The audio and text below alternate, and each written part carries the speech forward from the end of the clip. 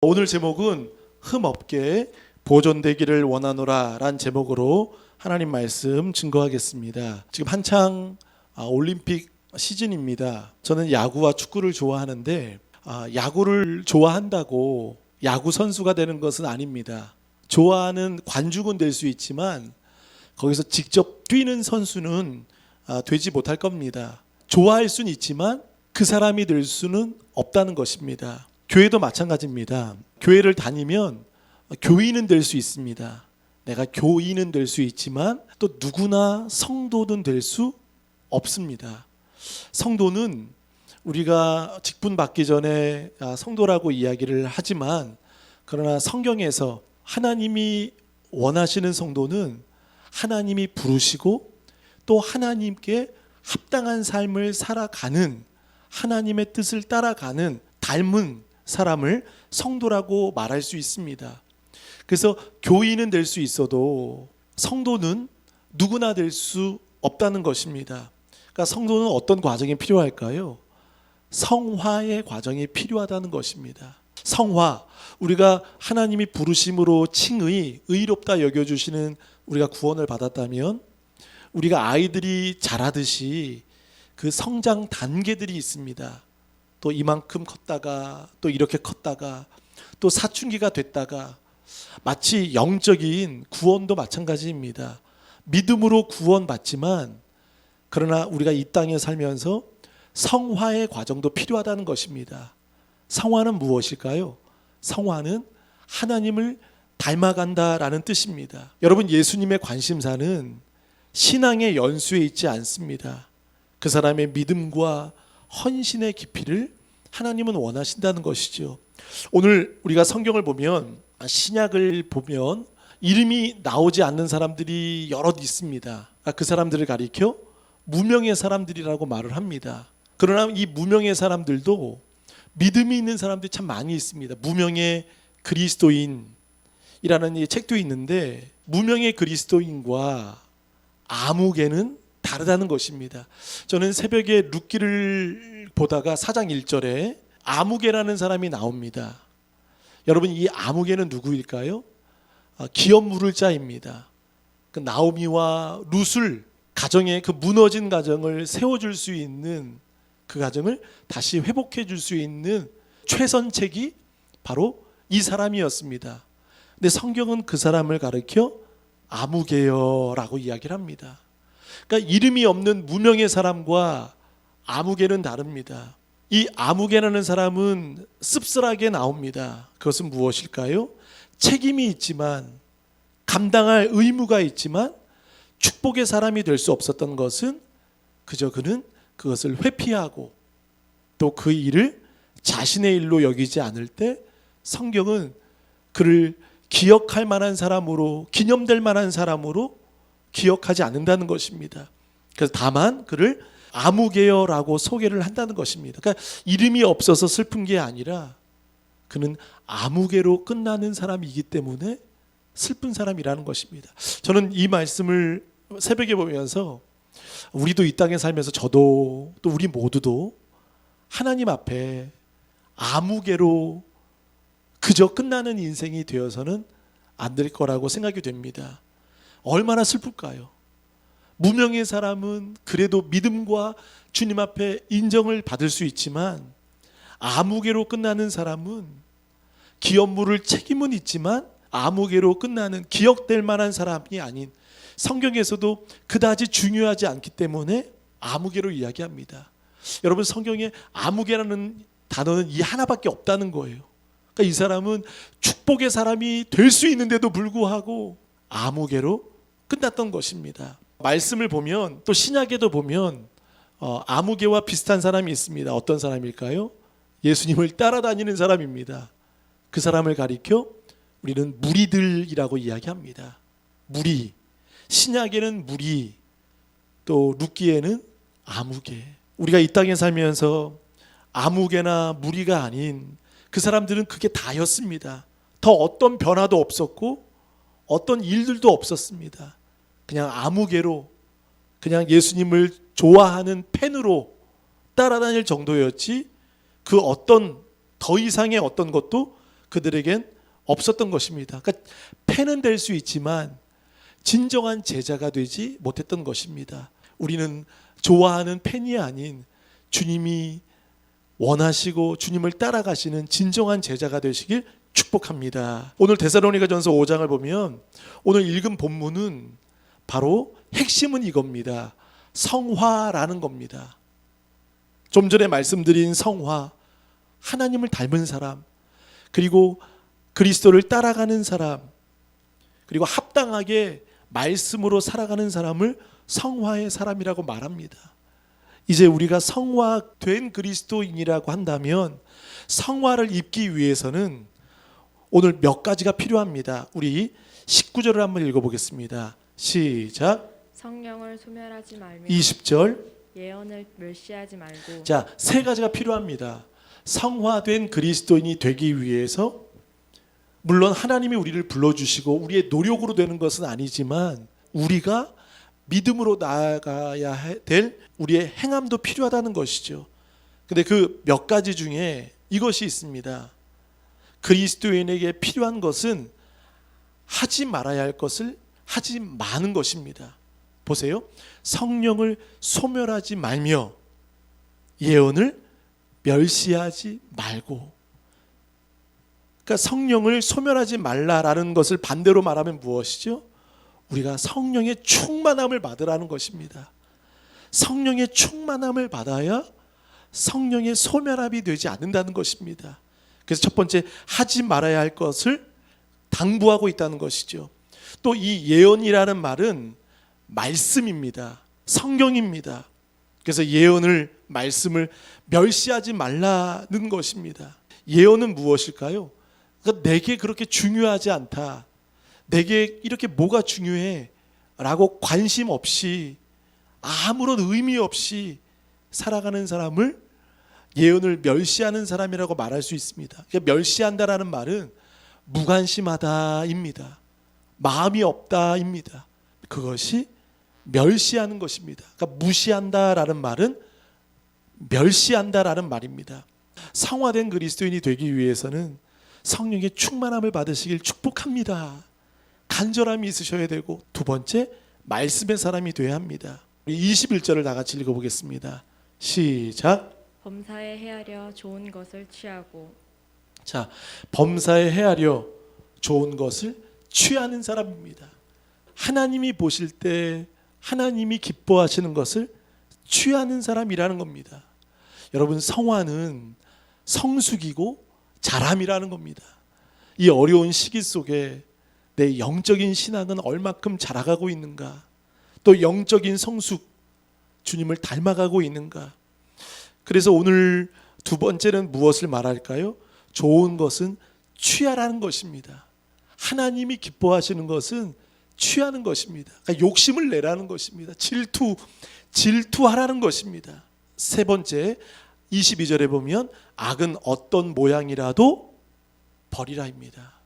그러니까 성화된 그리스도인이 되기 위한 조건 세 가지는 하지 말아야 할 것과, 또 두 번째, 취해야 할 것과, 세 번째, 버려야 할 것이 있는 것입니다. 그러니까 이 세 가지는 사실 분별해야 됩니다. 우리가 분별하지 못하면 취해야 될 것인지 이것을 버려야 될 것인지 모른다는 것입니다.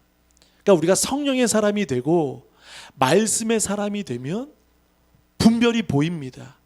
여러분, 참 성경에서 우리에게 말씀하고 있는 내용 가운데 분별이 중요합니다. 너희는 이 세대를 본받지 말고 하나님의 온전하신 뜻과 선하신 뜻과 기뻐하시는 것이 무엇인지 로마서 12장 2절에 말씀합니다. 분별하라. 여러분, 우리가 분별이 될 때 우리는 거룩된 구별된 사람으로 살아갈 수 있습니다. 분별이 안 되면 구별도 안 됩니다. 근데 내가 취해야 될 것과 버려야 될 것에 대한 분별이 서면 우리는 구별된 사람으로 살아갈 수 있습니다. 그게 성화라는 겁니다. 옳은 건지 버릴 건지 타협하는 순간 분별도 되지 않지만 구별도 되지 않습니다. 예를 들어 미혹의 영이 오면, 사단에 사로잡히면, 악한 영에게 짓밟힘을 당하면 분별이 안 됩니다. 미혹의 영이 나를 붙잡고 있다면 더 이상 분별할 수 없다는 것입니다. 무엇이 옳은지, 무엇이 선한지, 무엇이 흠이 없는지 알 수 없습니다. 성령의 사람이 돼야 취할 것과 버릴 것과 하지 말아야 할 분별력을 깨닫게 될 줄 믿습니다. 한번 고백해 보겠습니다. 분별을 해야 구별할 수 있습니다. 성화라는 말은 하나님이 쓰실 만한 사람이라는 겁니다. 하나님이 쓰시기 좋은 사람이 되는 것입니다. 아까도 말씀드린 것처럼 야구를 아무리 좋아한다고 선수가 될 수 없듯이 거기에는 피나는 노력이 있고 땀이 있고 수고가 있고, 그러니까 성화도 마찬가지입니다. 교인은 될 수 있지만 하나님이 보실 때 쓰실 만한 사람, 사무엘상 6장 7절에 보면 사무엘 선지자가 다윗을 볼 때 하나님이 이렇게 말씀하셨지요. 외모를, 사람이 볼 때는 외모를 보지만 나 여호와는 무엇을 본다 말씀하시죠? 중심을 보신다라고 말씀하십니다. 중심이 무엇일까요? 성화된 사람이라는 것입니다. 주님이 보실 때 쓰실 만한 사람, 쓰시기 좋은 사람, 이 땅에 살면서 쓰시기 좋은 사람으로 훈련되시는 여러분 되시길 축복하겠습니다. 그러니까 쓰실 만한 사람으로 이 땅에 세워지는 것이 저와 여러분의 사명인 줄 믿습니다. 그것이 성화된 사람이라는 겁니다.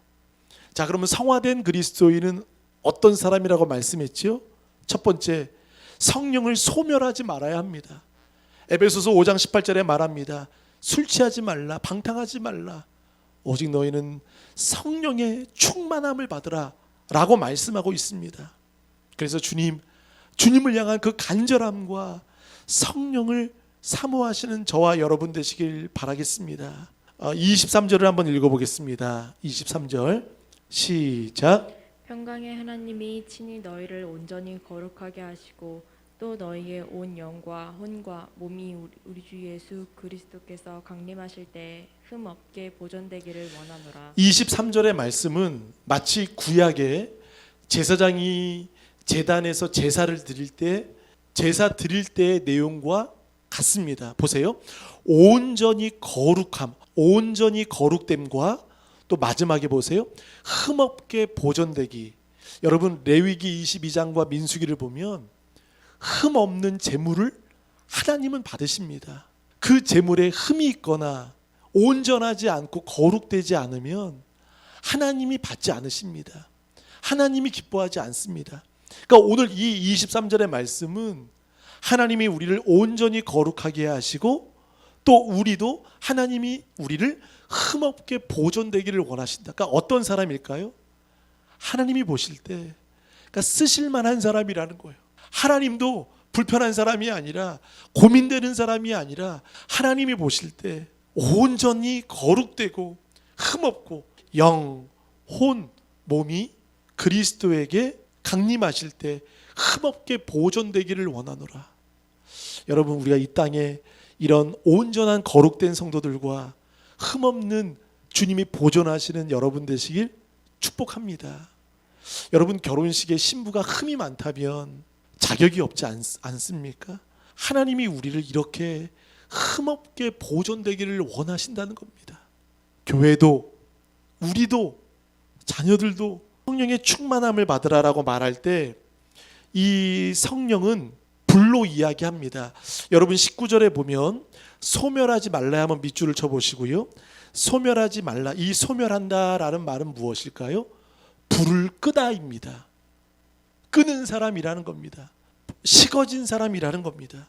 그러나 여러분 이 억제하다, 억누르다라는 말은 절제와는 다릅니다. 성령의 열매 가운데는 절제가 있습니다.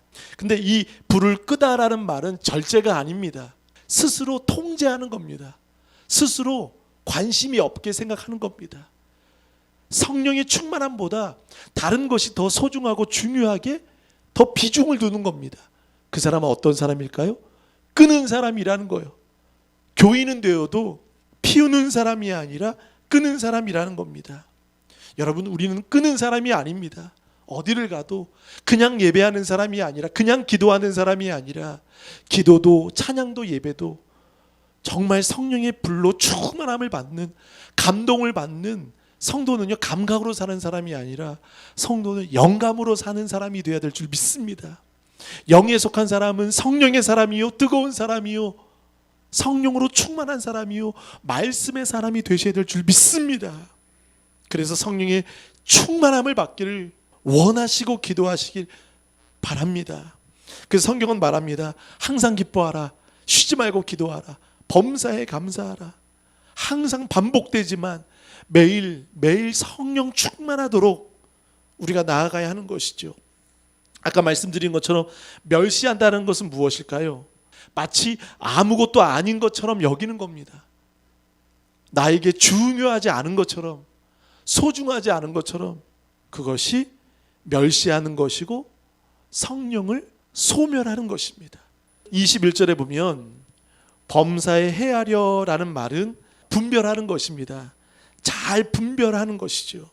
하나님이 기뻐하시는 것이라면 그것을 굳게 붙잡고 또 선택하고 나아가는 것입니다. 우리 2장 4절을 한번 읽어보겠습니다. 데살로니가 전서 2장 4절 시작. 오직 하나님께 옳게 여기심을 입어 복음을 위탁받았으니 우리가 이와 같이 말함은 사람을 기쁘게 하려 함이 아니요 오직 우리 마음을 감찰하시는 하나님을 기쁘시게 하려 함이라. 자, 분명하게 선명하게 말합니다. 이와 같이 말함은 사람을 기쁘게 하려 함이 아니라는 겁니다. 오직 우리의 마음을 감찰하시는 하나님을 기쁘시게 하는 것입니다. 할렐루야. 하나님은 무엇을 보신다고요? 믿음을 보신다는 겁니다. 그러면 아까 말씀드린 5장에 헤아린다라는 말은 금을 용광로 불에 집어넣는 것입니다. 그래서 이게 진짜인지 가짜인지 진위를 파악해 보는 겁니다. 테스트해 보는 겁니다. 분별해 보는 겁니다.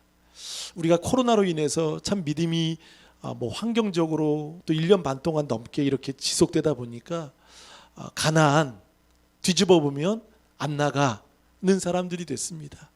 한국교회 많은 청년들이나 많은 학생들이나 그리스도인들, 심지어 교회를 다니는 많은 분들도 코로나가 끝나도 이런 기독교 신문을 봤습니다. 코로나가 끝나도 교회를 안 나오는 분들이 많을 것이다. 그리고 또 어떤 분은 이런 말씀을 하시더라고요. 성도들에게는 담임 목사가 한 10명은 넘을 거다, 5명이 넘을 거다. 그러니까 저는 이게 무슨 말인가 했어요. 그런데 한 교회를 섬기기보다 이제 스마트폰으로 보는 거죠. 그러니까 본인이 가정 안에서 보는 담임 목사님들이 많다는 겁니다. 말씀이 많다는 거예요. 그러니까 이게 말씀의 홍수 속에 살아가고 은혜는 받지만 그러나 헌신, 깊이 있는 성화의 모습은 되지 않을 거다라는 그 우려를 피력하는 내용을 보게 되었습니다.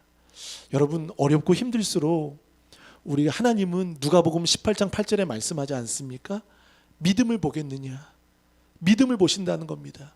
원통하고 억울한 과부가 그 불의한 재판장이 그 사람을 풀어주지 않지만 계속 번거롭게 하고 간절함을 가지고 그 뜨거운 마음을 가지고 나아갈 때 하나님이 믿음을 보지 않겠느냐라고 말씀하신 것처럼 세상은 우리를 볼 때 방역을 봅니다.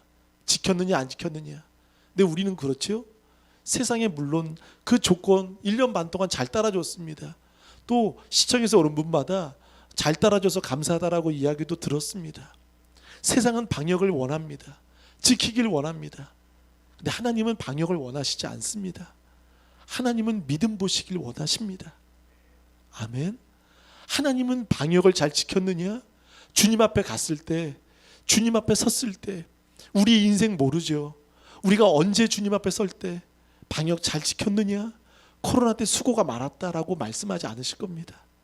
믿음을 보겠느냐라고 우리 주님이 물어보실 것입니다. 그래서 정말 이 시대 속에 세상은 그렇게 하는데, 다 그렇게 하는데, 여러분 다 그렇게 한다고 우리도 똑같은 사람이 되어서는 안 될 것입니다. 그러면 우리는 어떤 사람이 될까요? 아무개가 될 것입니다. 룻기에 나오는 이름도 없이 기념될 만한 사람이 아닌 그저 아무개로 끝나는 성도로 살아간다면 아프지 않겠습니까? 오늘 데살로니가 5장을 보면 결국 무엇일까요? 중요한 것은 누구로부터 왔느냐입니다. 누구로부터 왔느냐? 성령으로부터 온 것이라면 간절히 취하라는 겁니다. 기도하라는 것입니다. 갈망하라는 것입니다. 그런데 악한 영으로 온 것이라면 그것이 좋아 보여도 버리라는 겁니다. 여러분, 악한 것은 달콤하게 옵니다. 그렇죠? 여러분, 유혹과 죄는요 끔찍하게 오지 않습니다. 우리를 피곤하게 만들지 않습니다. 우리를 너무나 찌들고 괴롭히고 우리를 형편없게 만드는, 아프게 만드는 것으로 오지 않습니다. 보기 좋게, 먹기 좋게, 보암직, 먹음직 이렇게 우리에게 쑥 다가옵니다. 그런데 성령에 충만한 사람, 말씀의 사람, 기도의 사람이 되면 그것이 분별이 된다는 거예요. 이게 옳은지 검증이 되는 거예요. 그래서 범사에 헤아려, 이게 우리에는 기준이 되어야 될 줄 믿습니다. 범사에 헤아리는 것, 순간순간마다 헤아리는 것. 그래서 취할 것과 버릴 것을 잘 해야 된다는 것이죠. 미켈란젤로는 돌에서 어떤 큰 대리석에서 그 불필요한 부분들을 그가 제거했다고 합니다. 여러분, 우리가 볼 때는 어떤 그림이 보이죠. 우리가 만들 그림과 작품이 보이지만 그 사람들은, 그 전문가들은요 불필요한 것들이 먼저 보인다고 합니다. 그러니까 불필요한 것들을 먼저 보이고 그 불필요한 것들을 제거하다 보니까 미켈란젤로가 만든 최고의 작품 다비드상이 나오는 것이죠. 그러니까 불필요한 것들을 하나하나 버리고 쪼아내고 정으로 잘라내니까 뭐가 되는 거죠? 작품이 되는 거예요. 다비드상이 되는 겁니다. 신앙도 마찬가지입니다.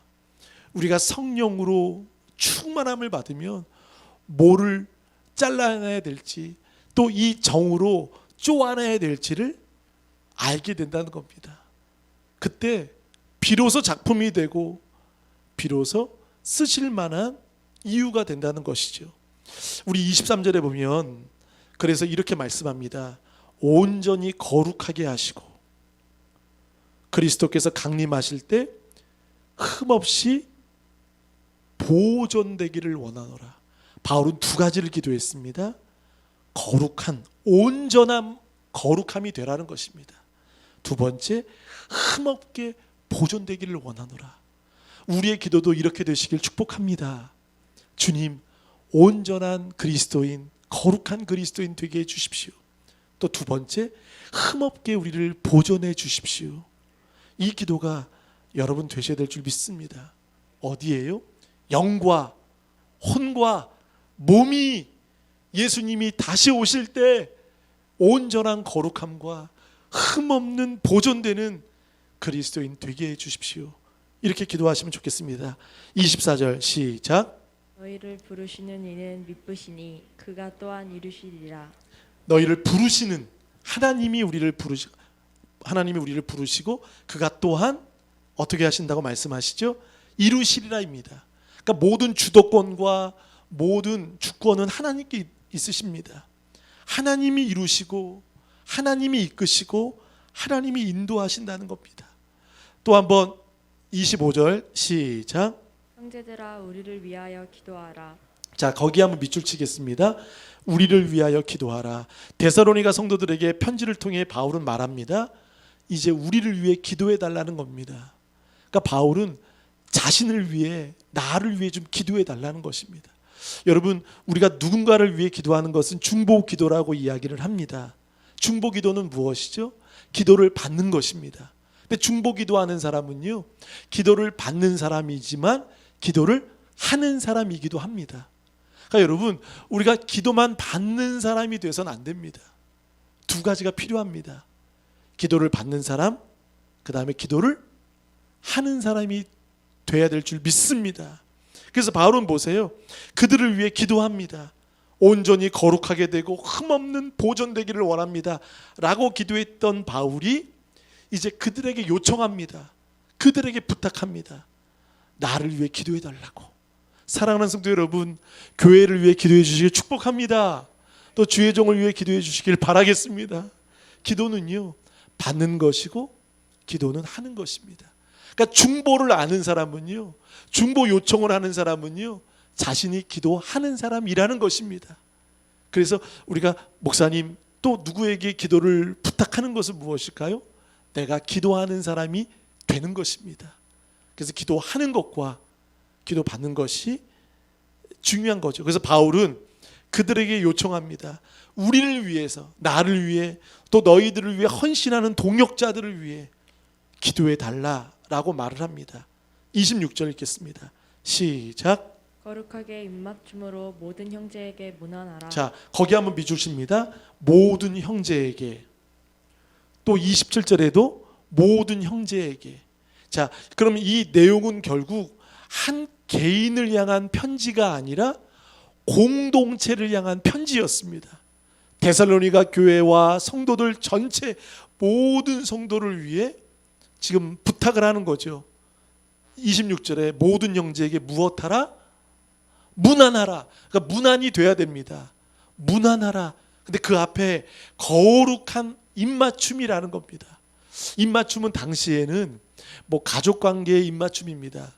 우리가 미국식의 인사도 있죠. 여러 뭐 유럽의 인사식이 있듯이 입맞춤이 있다는 것입니다. 근데 이 입맞춤 안에는 가족만이 아니라 힘든, 때로는 원수고 불편하고 어렵고 그런 관계에 깨어짐이 있어도 모든 형제에게도 무엇이 되라? 문안이 되라는 겁니다. 할렐루야. 그래서 모든 형제에게 문안하라. 또 27절에는 모든 형제에게 이 편지를 읽어주라. 모두가 들을 수 있도록, 모두가 알 수 있도록, 모두가 들어서 깨달을 수 있도록 성경은 우리에게 말씀해 주기를 원하는 것입니다.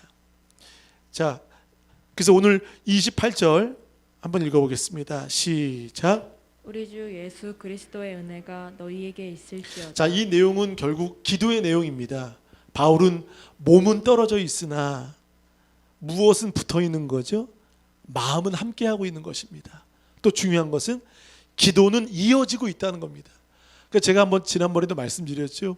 기도는 특권입니다. 제가 멀리 있어도 성도님들을 위해 기도, 그러니까 여러분들이 떨어져 있어도 기도는 되는 거예요. 함께 연결이 되는 겁니다. 그래서 바울은 기도를 당부하고 있는 겁니다. 모든 말씀을 마무리하면서 바울은 기도를 요청하고 있는 것입니다. 성도의 교제 중 하나는 기도에 대한 부담을 갖고 있으라는 겁니다. 기도의 사람, 기도를 받고 기도를 하는 사람. 그래서 오늘 28절에 보면 은혜가 너희에게 있을지어다. 또 23절에 평강을 말합니다. 마무리를 은혜와 평강으로 말하지만 데살로니가전서 1장 1절은 이렇게 말합니다. 한번 다 같이 1장 1절을 읽고 마치겠습니다. 시작.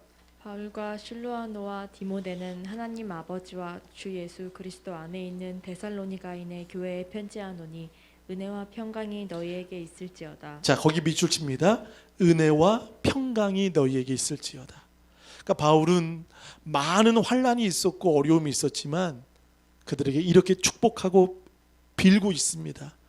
은혜와 평강이 너희에게 있을지어다 로 시작했던 바울이 5장 28절에 은혜가, 23절에 평강이 로 마무리하고 있다는 것입니다.